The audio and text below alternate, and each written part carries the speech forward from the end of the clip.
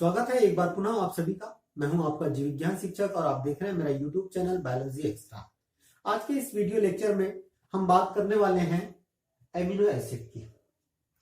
जैसा कि आप लोगों को मालूम है, प्रत्येक जीवों को अपनी जैविक क्रियाओं को संपादित करने के लिए अनेक पोषक तत्वों की आवश्यकता होती है। इन पोषक तत्वों में मुख्य रूप से कार्बोहाइड्रेट, लिपिड, प्रोटीन, मिनरल्स, खनिज लवण,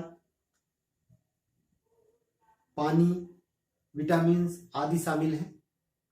अगर हम इन पोषक तत्वों में प्रोटीन की बात करें तो प्रोटीन बॉडी बिल्डर कहलाते हैं, बॉडी बिल्डिंग मटेरियल कहलाते हैं, क्योंकि वो शरीर के कोशिकीय अवयवों का निर्माण करते हैं, कोशिकाओं का निर्माण करते हैं, जिससे कि शरीर की वृद्धि होती है।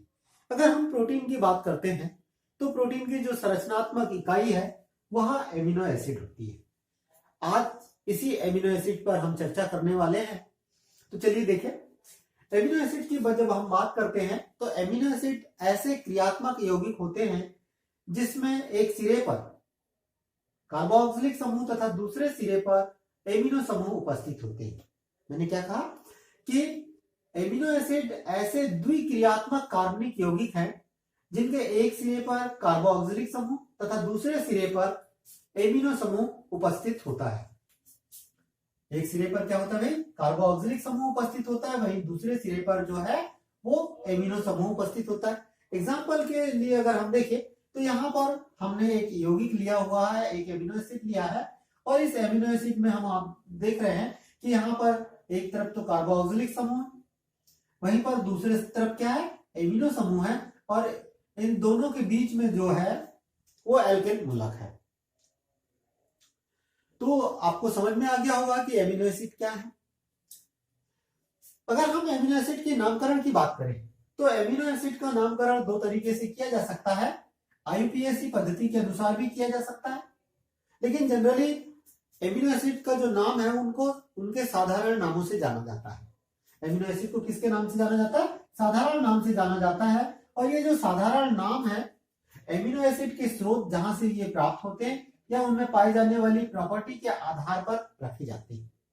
जैसे कि एग्जांपल के लिए देखें, ग्लाइसिन एमिनो एसिड, ग्लाइसिन ग्लाइकोस शब्द से मिलकर बना हुआ है, ग्रीक भाषा के ग्लाइकोस शब्द से मिलकर बना है, जिसका अर्थ होता है मीठा।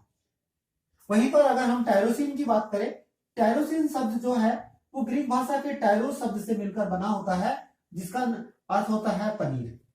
तो इनके गुण और स्रोत के आधार पर इनके नाम रखे जाते हैं। जनरली होता यह है कि एमिनो एसिड को, प्रत्येक एमिनो एसिड को 3 अक्षर प्रतीक चिन्ह के द्वारा प्रदर्शित किया जाता है। 3 अक्षर प्रतीक चिन्ह के द्वारा प्रदर्शित किया जाता है। जैसे अगर हम ग्लाइसिन की बात करें, ग्लाइसिन को 3 अक्षर GLY, ग्लाय, इसके द्वारा प्रदर्शित किया जाता है।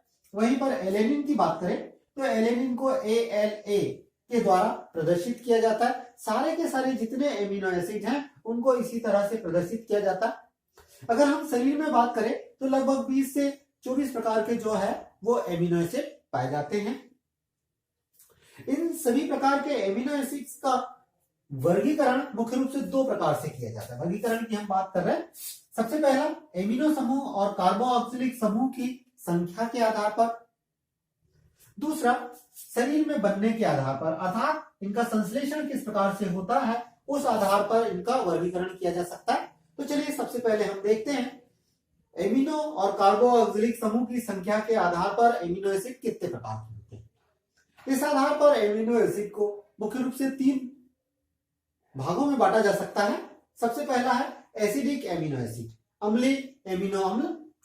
ऐसे एमिनो अम्ल जिनमें कार्बोक्सिलिक समूह की संख्या, यहां पर ध्यान रखिएगा कि ऐसे एमिनो अम्ल जिनमें कार्बोक्सिलिक समूह की संख्या एमिनो समूह की संख्या से ज्यादा होती है, एसिडिक एमिनो एसिड कहलाते हैं। भाई स्वाभाविक रूप से बात है, जब क्षारीय ग्रुप की संख्या कम हो जाएगी और एमिनो कार्बोक्सिलिक समूह की संख्या ज्यादा हो जाएगी तो उसकी जो प्रॉपर्टी है वो किसके समान हो जाएगी, एसिडिक हो जाएगी। और एसिडिक होने के कारण इस प्रकार के एमिनो एसिड को क्या कहा जाता है, एसिडिक एमिनो एसिड या अम्लीय एमिनो अम्ल कहा जाता है।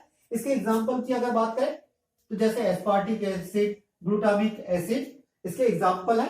यहाँ पर हम एस्पार्टिक एसिड का सूत्र ले रहे हैं और यहाँ पर आप देख सकते हैं कि यहां पर जो एमिनो ग्रुप है उसकी संख्या कितनी है, 1 है। वहीं पर अगर हम कार्बोक्सिलिक समूह की बात करते हैं तो यहाँ पर 2 है। अर्थात यहाँ पर एमिनो समूह की तुलना में कार्बोक्सिलिक समूह की संख्या ज्यादा है। इस कारण से इस प्रकार का जो एमिनो एसिड है वह एसिडिक एमिनो एसिड कहलाएगा। अब चलिए दूसरे इसकी बात करें, बेसिक एमिनो एसिड या क्षारीय एमिनो एसिड। इसको जस्ट पलट दीजिए कि ऐसे एमिनो एसिड जिसमें एमिनो समूह की संख्या कार्बोक्सिलिक समूह की संख्या से ज्यादा होती है, क्षारीय एमिनो एसिड कहलाएंगे। भाई इनकी संख्या ज्यादा होने से ये इनके गुण शो होने लग जाएंगे, अर्थात ये कैसे गुण शो करेगा, क्षारीय गुण शो करेगा। इस कारण से इस प्रकार के एमिनो एसिड को हम क्षारीय एमिनो एसिड कहते हैं, जैसे कि आर्जिनिन, लाइसिन, हिस्टिडीन आदि। यहाँ पर एग्जाम्पल के रूप में भी अगर आप देखें, यहाँ पर लाइसिन को सूत्र के द्वारा प्रदर्शित किया गया है, जिसमें एमिनो समूह की संख्या जो है वो 2 है, वहीं पर कार्बोक्सिलिक समूह की संख्या कितनी है, 1 है। और इसी कारण से जो है यहां पर ये जो बेसिक नेचर है ये ज्यादा प्रकट हो रहा। तीसरे प्रकार के एमिनो एसिड की बात करें तो न्यूट्रल एमिनो एसिड या उदासीन एमिनो एसिड, कि ऐसे एमिनो एसिड जिनमें एमिनो समूह तथा कार्बोक्सिलिक समूह दोनों की संख्या बराबर होती है, न्यूट्रल एमिनो एसिड या उदासीन एमिनो एसिड कहलाते हैं। जैसे कि एलेनिन हो गया, ग्लाइसिन हो गया। इसके एग्जाम्पल को हम जो है वो संरचना सूत्र के द्वारा सूत्र के माध्यम से समझते हैं। यहाँ पर आप देख रहे हैं एमिनो समूह की संख्या 1 है, वहीं पर कार्बोक्सिलिक ग्रुप की संख्या कितनी है, वो भी 1 है, दोनों बराबर है। इस कारण से दोनों का जो प्रभाव है वो न्यूट्रल हो गया है, तो न्यूट्रल एमिनो एसिड। अब इसके बाद देखते हैं संश्लेषण के आधार पर एमिनो एसिड कितने प्रकार के होते हैं। एमिनो एसिड का संश्लेषण या तो शरीर के अंदर होगा या शरीर के बाहर होगा। इस आधार पर एमिनो एसिड को मुख्य रूप से 3 भागों में बांटा गया है। सबसे पहला है आवश्यक एमिनो एसिड, कि ऐसे एमिनो एसिड जिसका संश्लेषण शरीर में नहीं होता है। ऐसे एमिनो एसिड जिसका संश्लेषण जीवों के शरीर में, जंतुओं के शरीर में नहीं होता है, बल्कि इन्हें बाह्य वातावरण से भोजन के रूप में ग्रहण करना पड़ता है, ऐसे एमिनो एसिड आवश्यक एमिनो एसिड कहलाते हैं। जैसे कि ल्यूसीन, मेथियोनिन, इसको हम LMLIVPT के द्वारा भी प्रदर्शित कर सकते हैं। यहां पर इसके एग्जाम्पल दिए हुए हैं, leucine, methionine, lysine, isoleucine, valine, phenyl alanine, tyrosine आदि। वहीं पर दूसरी कैटेगरी की बात करें तो दूसरी कैटेगरी है इसकी अनावश्यक एमिनो एसिड, कि ऐसे एमिनो एसिड जिसका संश्लेषण शरीर के अंदर ही हो जाता है। जब शरीर के अंदर हो जाता है तो उसकी ज्यादा उपयोगिता नहीं होती है, अर्थात घर की मुर्गी दाल बराबर कहा जाता है ना। तो वैसा ही है कि यहाँ पर जिसका संश्लेषण हमारे शरीर के अंदर हो जाता है, जीवों के शरीर के अंदर हो जाता है, अनावश्यक एमिनो एसिड कहलाते हैं। जैसे कि यहाँ पर आप देख सकते हैं, इसके बहुत सारे एग्जाम्पल यहाँ पर दिए हैं। एलेनिन हो गया, एस्पार्टिक एसिड हो गया, सेरीन हो गया, ग्लाइसिन हो गया, ऐसे बहुत सारे एग्जाम्पल यहाँ पर हमने लिखा हुआ है। तीसरी कैटेगरी जो है अर्ध आवश्यक एमिनो एसिड है।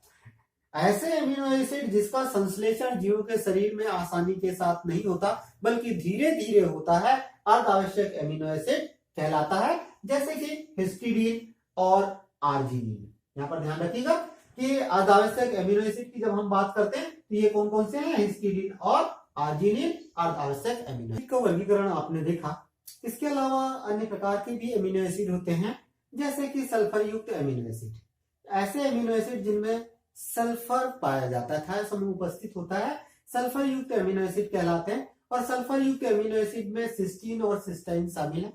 आप सिस्टाइन का सूत्र देख सकते हैं, जहां पर थाय समूह उपस्थित है जिसमें सल्फर उपस्थित है। एक और कैटेगरी इसकी बनती है एरोमेटिक एमिनो एसिड। ऐसे एमिनो एसिड जिसमें बेंजीन वलय पाई जाती है, एरोमेटिक एमिनो एसिड कहलाते हैं। जैसे कि फिनाइल एलेनिन और टायरोसिन। आप फिनाइल एलेनिन का सूत्र देख सकते हैं कि यहाँ पर एक वलय नुमा संरचना पाई जाती है, बेंजीन वलय पाई जाती है। तो ऐसे एमिनो एसिड क्या कहलाते हैं, एरोमेटिक एमिनो एसिड कहलाते हैं। इसके बाद एक और कैटेगरी बनती है इनकी हेट्रोसाइक्लिक एमिनो एसिड।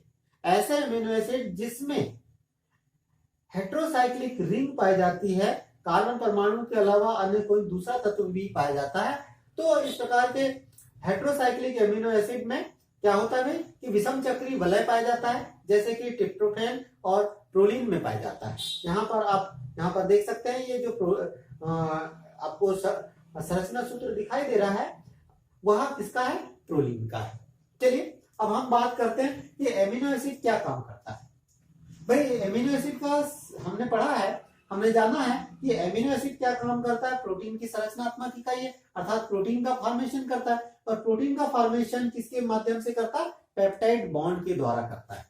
भाई आप लोगों को मालूम है कि अब पेप्टाइड बॉन्ड क्या है, जब दो एमिनो एसिड, यहाँ पर आप देख सकते हैं ये पहला एमिनो एसिड और यहाँ पर ये दूसरा एमिनो एसिड, जब दो एमिनो एसिड आपस में जिस बंध के द्वारा जुड़ते हैं, जब दो एमिनो एसिड आपस में जिस बंध के द्वारा जुड़ते हैं उस बंध को पेप्टाइड बॉन्ड कहा जाता है। आप देख रहे हैं कि ये पहला जो एमिनो एसिड है कार्बोक्सिलिक समूह और दूसरे एमिनो एसिड का एमिनो समूह जब आपस में जुड़ते हैं तो जल का एक अणु बाहर निकल जाता है तथा कार्बोक्सिलिक समूह तथा एमिनो समूह के बीच में एक बंध का निर्माण हो जाता है और इस बंध को पेप्टाइड बॉन्ड कहते हैं। और इस पेप्टाइड बॉन्ड के द्वारा जुड़कर एमिनो एसिड एक लंबी श्रृंखला का निर्माण करते हैं।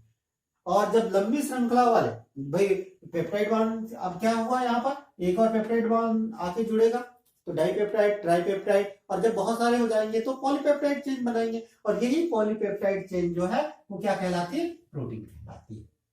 तो प्रोटीन की संरचनात्मक इकाई क्या है, एमिनो एसिड। और एमिनो एसिड का फॉर्मेशन किस बंध के बनने से होता है, पेप्टाइड बंध के बनने से होता है। चलिए अब हम देखते हैं कि एमिनो एसिड के कार्य क्या होते हैं। एमिनो एसिड के वही कार्य होते हैं जो प्रोटीन के होते हैं। तो काम में देखें तो सबसे पहला काम तो ये समझ लीजिए कि यह पेप्टाइड बॉन्ड के द्वारा प्रोटीन का निर्माण करता है। यह पेप्टाइड बॉन्ड के द्वारा, पेप्टाइड बंध के द्वारा प्रोटीन का निर्माण करता है। यह भोजन के स्रोत में यूज होता है, एंजाइम्स के रूप में यूज होता है। यह शरीर का संरचनात्मक ढांचा बनाने का कार्य करता है और साथ ही यह शरीर की रक्षा करने वाले एंटीबॉडीज का भी निर्माण करता है। तो इस प्रकार से हमने देखा कि एमिनो एसिड क्या है, वह कितने प्रकार के होते हैं तथा उसके कार्य क्या होते हैं और किस प्रकार से प्रोटीन का फॉर्मेशन करते हैं। उम्मीद करूंगा कि आपको यह वीडियो जो है पसंद आएगा। यदि यह वीडियो पसंद आए तो जरूर इसे शेयर करें, लाइक करें, ताकि दूसरे बच्चे भी इस वीडियो को फायदा ले सके। चलिए दोस्तों, फिर मिलते हैं एक नए टॉपिक के